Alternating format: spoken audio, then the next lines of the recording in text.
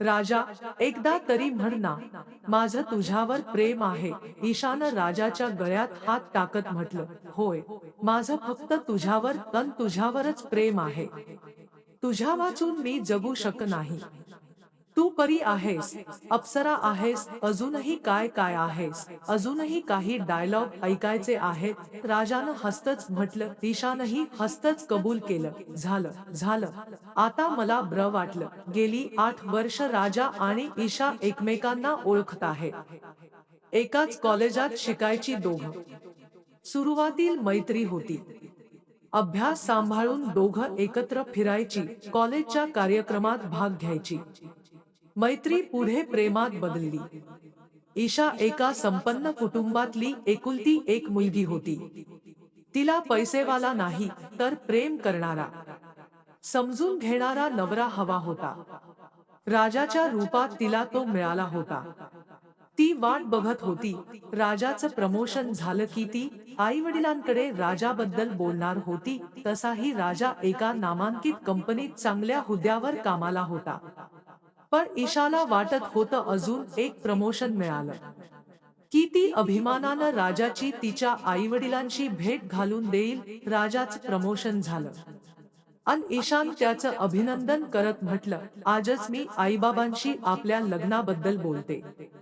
मला खात्री आहे, त्यांना तू नक्कीच आवडशील. रात्री जेवताना ईशानं सांगितलं, आईबाबा, मी तुम्हाला एक आनंदाची बातमी देते आहे. मी माझ्या आयुष्याचा जोडीदार निवडला आहे.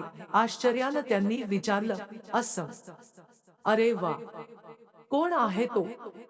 मी उद्या रात्री त्याला जेवायला बोलावते. म्हणजे तुम्ही त्याच्याशी नीट बोलू शकाल. त्याचं नाव राजा आहे. दुसऱ्या दिवशी राजा ईशाच्या घरी गेला. त्याचं शिक्षण, नोकरीतला हुद्दा, त्याच्या इतर आवडी निवडी सगळंच इतकं छान होतं की ईशाचे आईवडील एकदम खुश झाले. ईशा, तुझी निवड एकदम परफेक्ट आहे. आम्हाला असा जावई हवा होता. त्यांनी म्हटलं. पुढल्याच रविवारी ईशाचे आईवडील राजाच्या घरी त्याच्या आईवडिलांना भेटायला गेले. दोन्ही घराणी सुसंस्कृत, श्रीमंत होती. बोलताना राजाच्या वडिलांनी सांगितलं, ईशा आम्हाला पसंत आहे. पण मी तुम्हाला एक गोष्ट आधीच स्पष्ट सांगतो की राजाला आम्ही दत्तक घेतलाय. तो आमचा मुलगा नाही. आम्हाला मुलबाळ नव्हतं. तोही आमच्यावर तेवढंच प्रेम करतो. ईशालाही आमच्या घरात प्रेम अन सन्मान मिळेल, याबद्दल तुम्ही निशंक असा. राजाच्या वडिलांचा व्यवसाय जोरात होता. समाजात त्यांना खूप आदर व सन्मान होता. ईशाच्या आईवडिलांना या नात्यात काहीच अडचण नव्हती. मोठ्या थाटात आधी साखरपुडा अन मग लग्नही झालं. नववधू ईशा इतकी सुंदर दिसत होती. त्यांच्या कॉलेजमधले मित्र व मैत्रिणीही लग्नाला आले होते. काहींची लग्न झाली होती, काहींची होऊ घातली होती. सगळ्यांनी मिळून लग्नाची शोभा अधिकच वाढवली. सोहळा संपला. वधूची पाठवणी झाली. लक्ष्मीच्या पावलांनी ईशा राजाच्या घरात आली. राजा आणि ईशाची पहिली रात्र. त्यांची खोली फुलांच्या माळांनी सजवली होती. पलंगावर फुलांच्या पाकळ्या अंथरल्या होत्या. ईशाचं मूळचं देखणं रूप अलंकार घातल्यामुळे अधिकच खुललं होतं. तिला बघून राजाला प्रेमाचं भरतन आलं. तो टक लावून तिच्याकडे बघत होता. त्यानं हात पुढे करताच ईशा त्याच्या मिठीत विसावली. दुसऱ्या सकाळी ईशानं स्नान करून सुंदर निळी साडी परिधान केली. सकाळपासूनच मैत्रिणींचे फोन येऊ लागले. ईशा, पहिली रात्र कशी गेली? ती सर्वांना हसून सांगत होती, छान गेली. वंडरफुल. राजालाही मित्रांचे फोन येत होते. सगळा दिवस असाच आनंदात, चेष्टा मस्करीत संपला. दोघंही मजेत होती. बघता बघता 1 महिना झाला. राजाला कामावर हजर व्हायला हवं होतं. ऑफिसमधल्या मित्रांनीही त्याचं प्रेमानं स्वागत केलं. थोडी फार चेष्टामस्करी झाली. भराभर दिवस उलटत होते. सकाळी ईशा राजा जाईपर्यंत त्याच्या भोवती असे. मग सासूसासऱ्यांना काय हवं नको बघे. स्वयंपाक करायला आचारी होता. पण वाढायला ईशा स्वतः तत्पर असायची. सासरे जेवून त्यांच्या कामावर गेले की सासूचं व स्वतःचं जेवण वाढून घेई. बोलण्याचा विपर्यास करू नकोस, कुठलाही गैरसमज करून घेऊ नकोस. पण मला एक गोष्ट कळत नाहीये की तू माझ्यावर इतकं प्रेम करतोस. चुंबन, आलिंगन, प्रत्येक इच्छा पूर्ण करतोस, पण मूल होण्यासाठी आवश्यक असलेला संभोग आपल्यात घडत नाहीये, असं का? लग्नाला 2 वर्ष झाल्यावरही आपण अजून अविवाहितांचं आयुष्य जगतो आहोत. तू म्हणतेस ते खरं? राजानं कबुली दिली. त्या रात्री ईशानं खोलीत गुलाबाच्या सुगंधाचा स्प्रे शिंपडला. सुंदर गुलाबी नाईटी घालून राजाच्या जवळ आली. राजा तिला बघून प्रसन्न हसला. म्हणाला, नुकत्याच उमललेल्या कमळासारखी दिसते आहेस. ईशान त्याला मिठी मारली. चुंबन आलिंगनानं ईशा उत्तेजित झाली होती. पण तिला स्वतःपासून दूर करत राजानं म्हटलं, ईशा, आता नको. चल, झोपूयात. राजाच्या या वागण्यानं ईशा पार कोमेजली. ढग बघून मोरानं पिसारा फुलवावा अन वायाच्या झोतानं पाऊस पडताच ढग निघून जावे, तसं तिचं झालं. तिच्या मनमोराचा पिसाराही मिटून गेला. ईशा चिकाटीनं, शांतपणे राजाला शारीरिक संबंध घडून येण्यासाठी उत्तेजित करण्याचा प्रयत्न करत होती, पण तिला यश येत नव्हतं. रोज सायंकाळी नटून थटून ईशा राजाची वाट बघायची. रात्रीची जेवण झाली की दोघं गच्चीवरच्या झोपाळ्यावर बसून गप्पा मारायची, कधी चंद्राच्या प्रकाशात तर कधी ताऱ्यांनी खच्चून भरलेल्या आभाळाखाली. गप्पा मारताना वेळ कसा सरायचा कळायचंच नाही. अशाच एका रात्री ईशानं राजाला म्हटलं, राजा, आपण कुठेतरी बाहेर फिरून येऊयात ना? खूप दिवस झाले आपण बाहेर गेलो नाही. राजा तिची कुठलीच गोष्ट टाळत नसे. त्यानं लगेचच काठमांडूची विमानाची तिकीट बुक केली. दोघं काठमांडूला गेले. ईशानं तिथं नेपाळी पोशाखात फोटो काढून घेतले. ईशा अजूनही नववधूसारखीच दिसत होती. 7 दिवस त्यांनी तिथले सगळे सुंदर स्पॉट्स बघण्यात घालवले. राजा ईशाचं कुठलंही म्हणणं टाळत नव्हता. त्याचं तिच्यावर जीवापाड प्रेम होतं. ईशलाही ते कळत होतं, जाणवत होतं. तिची कोणतीही इच्छा त्यानं अपूर्ण ठेवली नव्हती. पण रात्रीच्या वेळी तो ईशाला जे हवंय ते देऊ शकत नव्हता. पहिल्या रात्रीपासून आज लग्नाला 4 वर्ष होऊन गेली तरीही तो तिची क्षमा मागायचा. खूपदा म्हणायचा, मला घटस्फोट देऊन तू दुसरं लग्न करून घे. मला इच्छा असूनही तुला जे हवंय ते मी देऊ शकत नाही.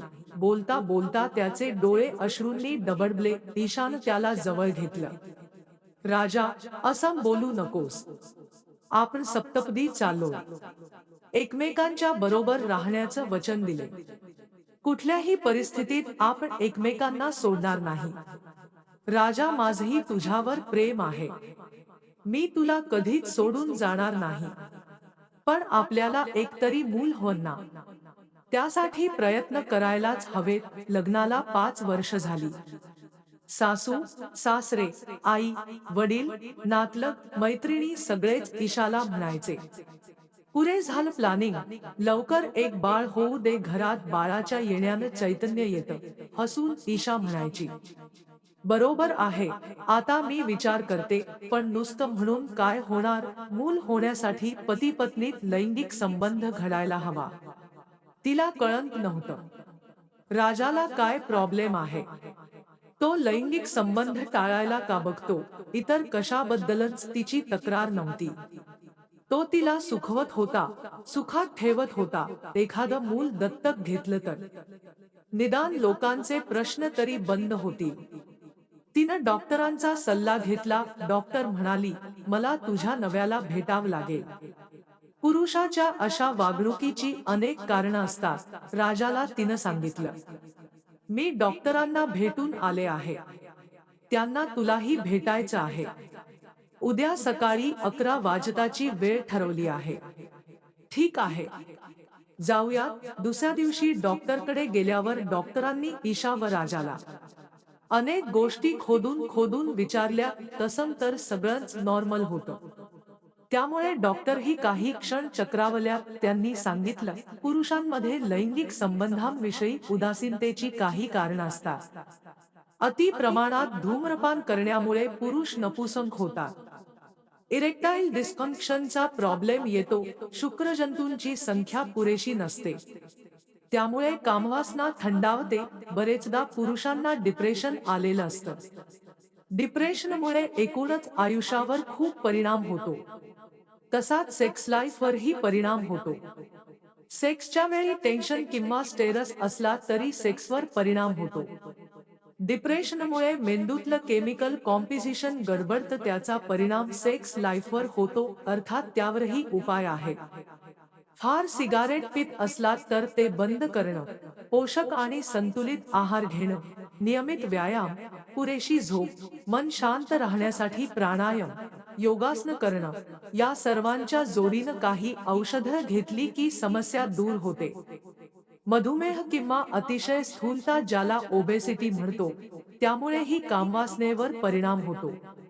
इरेक्टाईल डिस्फंक्शन मागे नर्व्हसनेस हेही कारण असू शकतं. बरेचदा पुरुषांमध्ये टेस्टोस्टेरॉन नावाच्या संप्रेरक म्हणजे हार्मोनची कमतरता असते. त्यामुळे सेक्स लाईफ बाधित होते. काही पुरुषांमध्ये शीघ्रपतनाची समस्या असते. स्त्रीचं समाधान होण्यापूर्वीच पुरुष स्खलित होतो, त्यामुळे तो पत्नीशी संबंध टाळतो. पण तुम्हा दोघांशी चर्चा केल्यावर मला असा काही प्रॉब्लेम दिसत नाहीये. तरीही राजा, तुम्ही एकदा तुमचं हार्मोन लेव्हल तपासून घ्या. तपासणीचे रिपोर्ट मला आणून दाखवा. राजाच्या हार्मोन रिपोर्टमध्ये काही दोष नव्हता. म्हणजे शारीरिक दृष्ट्या राजा पुरुष म्हणून पूर्णपणे सक्षम होता. ईशावर जीवापाड प्रेमही आहे अन तरीही त्यांच्यात अजून लैंगिक संबंध घडून येत नाहीये. डॉक्टरांनी विचार करून ईशा व राजाला म्हटलं, मी तुम्हाला सेक्स काउन्सिलरकडे पाठवते. माझी चिठ्ठी घेऊन जा. तुमच्या समस्येवर तोडगा नक्कीच निघेल. लगेच दुसऱ्या दिवशी राजा व ईशा सेक्स काउन्सिलरकडे पोहोचली. त्यांनीही शांतपणे सर्व केस समजून घेतली. मग दोघांना आणखी काही प्रश्न विचारले. त्यातून त्यांना कळलं की राजाला तसा काहीच प्रॉब्लेम नाहीये. ऑफिसात देखील सगळं आलबेल आहे. उलट गेल्या 8 वर्षात त्याला घसघशीत 3 प्रमोशन मिळाली आहे. घरात, समाजात, आर्थिक पातळीवरही कोणतीच समस्या किंवा टेन्शन नसताना सुद्धा असं काय आहे की तो पत्नीला संभोग सुखानं तृप्त करू शकत नाही. राजा, मला जरा तुमच्याशी एकांतात बोलायचं आहे, गंभीरपणे डॉक्टरांनी म्हटलं. ईशा उठून बाहेर गेली. ताता डॉक्टरांनी राजाला अगदी लहानपणापासूनच्या त्याच्या आयुष्यातल्या घटना विचारल्या. सध्या ज्या जोडप्याबरोबर तो राहतोय ते त्याचे दत्तक आईवडील आहे. राजा सांगत होता, सर, मी व माझे आईबाबा आणि माझी ताई असं आमचं कुटुंब होतं. ताई माझ्याहून 12 वर्षांनी मोठी होती. बाबांनी तिचं लग्न 18व्या वर्षीच मित्राच्या मुलाशी लावून दिलं होतं. आई बाबा एका अपघातात अवचित दगावले. त्यापूर्वी त्यांनी त्यांचं विल तयार करून ठेवलं होतं. माझ्या नावावर जरा जास्त संपत्ती होती. ताईलाही तिचा वाटा त्यात लिहिलेला होता. आई बाबा गेले तेव्हा मी 8 वर्षांचा होतो. ताई मला आपल्याकडे घेऊन आली, कारण मला बघणारं कोणीच नव्हतं. भावोजींनाही त्यात काही अडचण नव्हती. पण ताईच्या सासूसास्यांच्या मनात कली शिरला. त्यांना संपत्तीची हाव सुटली. ते ताईकडे बाबांचं मृत्यूपत्र मागू लागले. त्यात स्वतःच्या सोयीनं त्यांना बदल करून घ्यायचे होते. भावोजींनाही त्यांनी स्वतःकडे वळवून घेतलं. ते आता रोज तिला मारहाण करून मृत्यूपत्र मागू लागले. ताईला माझी काळजी वाटू लागली. ते लोक कदाचित माझा जीवही घेतील अशी तिला भीती वाटू लागली होती. ताईच्या एका मैत्रिणीच्या नातलगांना मूळबाल नव्हतं. ताईन त्यांना मला दत्तक घेतील का विचारलं. त्यांनी होकार दिला. भाऊजी तर दिवसेंदिवस अधिकच हिंसक होत होते. मी अजून ताईजवळच राहत होतो. एका रात्री भाऊजी खूप दारू प्यायले होते. बेभान झाले होते. आल्या आल्या त्यांनी खोलीचा दरवाजा बंद केला अन मला व ताईला लाथा बुक्क्यांनी मारायला सुरुवात केली. मी घाबरून रडू लागलो.